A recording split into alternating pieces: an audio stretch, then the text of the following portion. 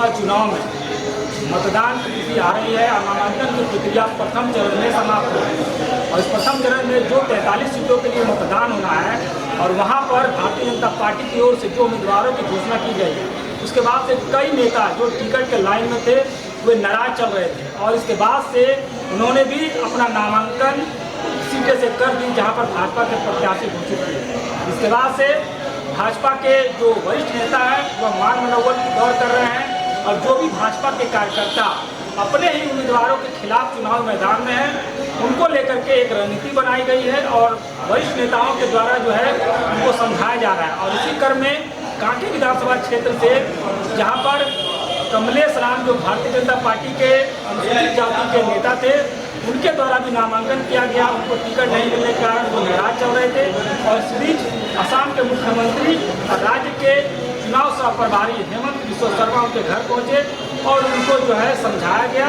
इसके बाद से वह पार्टी के निर्देशों का पालन करने की बात कही और इसी क्रम में प्रेस वार्ता का आयोजन भाजपा के प्रदेश कार्यालय में किया गया, जहां उन्होंने कहा कि हम भाजपा के समर्पित कार्यकर्ता हैं और अपना नामांकन वापस लेने की बात उन्होंने कही है।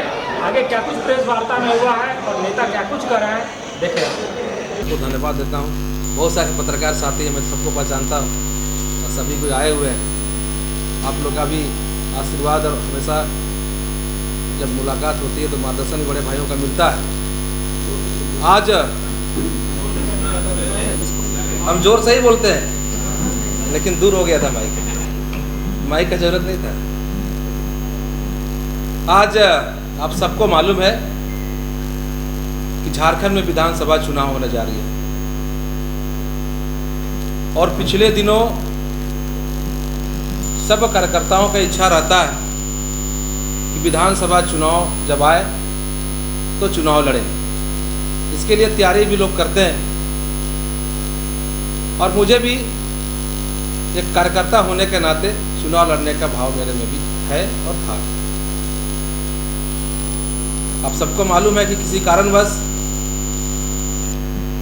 हम चुनाव भारतीय जनता पार्टी के तरफ से कैंडिडेट की जो घोषणा होनी थी वो नहीं हो पाई और चूंकि अब परिवार है, मुझे लगा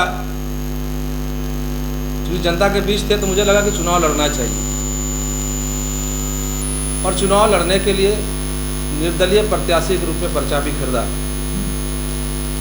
इस बीच पार्टी के शीर्ष नेताओं से भी बात होता रहा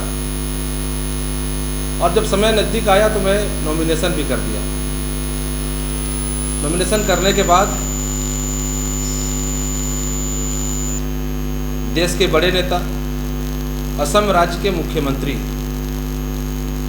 और ये झारखंड विधानसभा चुनाव के निमित्त सह प्रभारी आदरणीय हिमंता बिस्वा शर्मा जी हमारे घर आए और एक छोटा सा परिवार गरीब बैकग्राउंड से यहाँ तक पहुँचे, एक दलित के घर में हिमंता बिस्वा शर्मा जी घर पहुँचे। हमने आतिथ्य से सत्कार भी किया, उनसे बातचीत भी हुई और ऐसे नॉमिनेशन करने के बाद भी या नॉमिनेशन करने के पूर्व भी मन में एक हमेशा रहता था कि हम सब एक ही मिशन पे निकले हैं। जिस प्रकार से झारखंड में झारखंड राज्य के मुख्यमंत्री हेमंत सोरेन जी के सरकार चलाए और उस सरकार को हटाकर एक अच्छी सरकार देने के लिए हम सब आगे निकले हैं। ये भाव हमेशा नॉमिनेशन या नॉमिनेशन पूर्व मेरे में आता रहा। जब आदरणीय हिमंता बिस्वा शर्मा जी से कल मुलाकात हुई, हमारे घर आए, 1.5 घंटे हमारे घर में रहे, उसके बाद से मुझे लगा कि झारखंड को बचाना है तो बिखरना नहीं है। और आज मैं आप सबके समक्ष मैं कांके विधानसभा क्षेत्र की जनताओं से जो चाहते हैं और चाहते भी हैं, अपने बेटा के रूप में मुझे रखते हैं, भाई के रूप में रखते हैं। मैं चुनाव वहाँ लड़ना चाहता था लेकिन कभी कभी राष्ट्र को देखते हुए और राज्य को देखते हुए व्यक्तिगत स्वार्थ त्यागना पड़ जाता है और हम बहुत बड़ा त्याग कर रहे हैं। इसके बाद जनता के बीच हम जाएंगे, जनता के बीच रहेंगे, लेकिन मेरे लिए राष्ट्र सर्वोपरि है, हमारे लिए भारतीय जनता पार्टी सर्वोपरि है। इसलिए आपने पहले भी देखा होगा जो भी हमारा इंटरव्यू था चाहे पर्चा खरीदने के बाद या पर्चा भरने के बाद, हमने भारतीय जनता पार्टी के खिलाफ या भारतीय जनता पार्टी के नेताओं के खिलाफ मैं नहीं बोला, ना मैं इस्तीफा दिया था। क्योंकि भारतीय जनता पार्टी एक पार्टी है जो राज्य को संभाल सकता है, राज्य को विकास कर सकता है। और मुझे मेरे चुनाव लड़ने से, कांके विधानसभा से ऐसा लगता कि भाजपा से हम अलग हो गए और अभी समय है भाजपा को मजबूत करने के लिए। हम सब भाजपा को मजबूत करना चाहते हैं और यहाँ पर जो जिस प्रकार से बांग्लादेशी घुसपैठ जो झारखंड में अपना पांव पसार रहा है, तो झारखंड और झारखंडियों के लिए चिंताजनक विषय है। ऐसे समय में जो सरकार बांग्लादेशी घुसपैठियों को आमंत्रण कर रहा है, शरण दे रहा है, वैसे सरकार को हटाकर जो बांग्लादेशी घुसपैठ से मुक्त कराए और झारखंड को मजबूत बनाए और झारखंड जिन उद्देश्यों से अटल बिहारी वाजपेयी जी ने बनाया था वो झारखंड बनाने के लिए भाजपा को मजबूत करना आवश्यक है। मुझे मेरी बात हुई कल, चूँकि हम जब कांके विधानसभा क्षेत्र में घूमते हैं लगातार, तो वहाँ के विषयों को उठाते थे। आप सब मीडिया के माध्यम से आप लोग भी उठाएं। हमारे यहाँ बहुत सारे विषय हैं। हमने कहा, आदरणीय हिमंता बिस्वा शर्मा जी से मैंने कहा कि आखिर जो हमारा विषय जिसे लेकर जनता चाहते हैं कि कमलेश राम वो विषय को उठाएगा, वो विषय का हल कैसे होगा। आदरणीय हिमंता बिस्वा शर्मा जी ने कहा है और हमारे उस बैठक में दीपक प्रकाश जी भी आए हुए थे, प्रदीप वर्मा जी राज्यसभा सांसद जी भी आए हुए थे और अला सभी नेताओं से राय मशविरा किया कि आखिर कांके का भविष्य क्या होगा। उन्होंने आश्वस्त किया है कि कांके का जो विषय है विधायक के रूप में नहीं कर पाएंगे, लेकिन भारतीय जनता पार्टी की सरकार बनेगी जो कांके में जो बुढ़मू के नौजवान जो पढ़े लिखे छात्र हैं, वहाँ के लोग संघर्ष कर रहे हैं कि बुढ़मू में डिग्री कॉलेज बनाया जाए। तो हम बात किए हमारे हिमंता बिस्वा शर्मा और पार्टी के नेताओं से कि सरकार बनती है तो हम विधायक रहे ना रहे, लेकिन बुढ़मू में डिग्री कॉलेज बननी चाहिए, जिसमें सहमति बनी है। साथ ही साथ हमारे यहाँ बेरोजगार की बहुत बड़ी समस्या है, उस समस्या का भी निराकरण करने के लिए बात हुई। आप सबको याद होगा कि जब माननीय रघुवर दास जी की सरकार थी, तब हमारे बुढ़मू प्रखंड के चकमे में एक कपड़ा का फैक्ट्री, कपड़ा का जो टेक्सटाइल का खुला था, लेकिन जैसे ही हेमंत सोरेन का सरकार बना, हमारा वहाँ पर पिलर खड़ा हो गया वो टेक्सटाइल खुलने के लिए। जैसे ही हेमंत सोरेन की सरकार बना, उस प्रोजेक्ट को बंद कर दिया। अगर वो टेक्सटाइल बन के तैयार हो जाएगा तो वहाँ के 10,000 हमारे भाई बहनों का नौकरी लग जाएगा।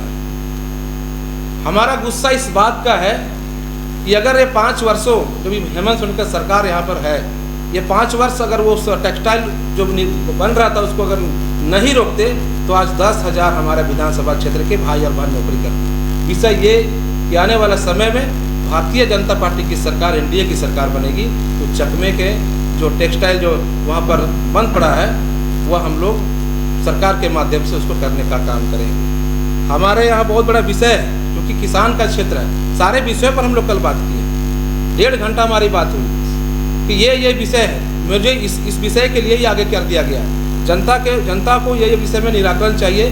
तो हमने बात किया कि हमारे किसान क्षेत्र है, बहुत सारे पत्रकार साथी हमारे कांके विधान से भी यहाँ पर उपस्थित हैं। हमारे यहाँ कोल्ड स्टोर नहीं होने के कारण किसान का जो फसल है वो कभी कभी बर्बाद हो जाता है, इस पर लाखों का उसको नुकसान होता है। तो हमने कहा है कि सरकार अगर भारतीय जनता पार्टी के हम सब बनाएंगे और ये विषय को हम लोग कोल्ड स्टोर जो ठाकुर गाँव में खुलवाना बड़े स्तर पर, वो काम को करना है। ऐसे कई विषय हैं। ये विषय पर हम कहे हैं कि चूँकि कांके विधानसभा की जनता का अपार जन समर्थन हमारे साथ है, अब कांके विधानसभा क्षेत्र की जनताओं से हम अपील करना चाहते हैं कि आप सबको एक साथ मिलकर भारतीय जनता पार्टी एनडीए की सरकार बनाने में सबको मदद करें। निश्चित तौर पर हम आपको आश्वस्त करते हैं, विधायक नहीं लेकिन विधायक से कम भी नहीं, हम खड़ा आपके साथ कल भी थे और कल भी रहेंगे। आपके साथ जो भी आपकी समस्या, कांके विधानसभा क्षेत्र की जनता का समस्या निराकरण किया जाएगा। इसलिए क्योंकि अभी मैं पहले ही बताया आप सबको कि ये हम सबको कहेंगे कि हम लोग को बटना नहीं है, एक साथ मिलकर हमको भारतीय जनता पार्टी एनडीए की सरकार बनाना है।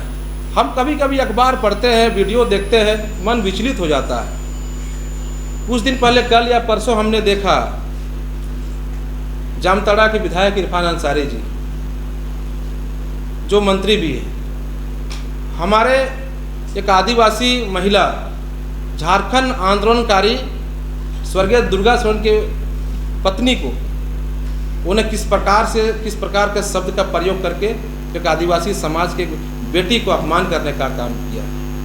ये मानसिकता, ये कांग्रेस पार्टी के नेताओं का दिखता है कि आदिवासी के प्रति उनकी मानसिकता क्या है। ये कोई नई बात नहीं है। इससे पहले भी विधानसभा के अंदर में वही इरफान अंसारी, कांग्रेस पार्टी के नेता, हमारे प्रदेश अध्यक्ष आदरणीय बाबूलाल मरांडी जी के प्रति उन्होंने कहा था कि आदिवासी इतना तेज कैसे हो सकते हैं, आदिवासी तो पता नहीं आदिवासियों को बुद्धू समझते हैं। तो आदिवासियों के प्रति ये कांग्रेस पार्टी का जो विचार है, जिनका सिद्धांत है, ये झारखंड में आने वाला समय ये झारखंड के लिए बहुत चिंताजनक विषय है। ऐसे समय में ये कांग्रेस पार्टी और झारखंड मुक्ति मोर्चा, ये इंडी गठबंधन जो है, इस गठबंधन को झारखंड से हटाकर भारतीय जनता पार्टी की सरकार बनाना अति आवश्यक है। बहुत बहुत धन्यवाद।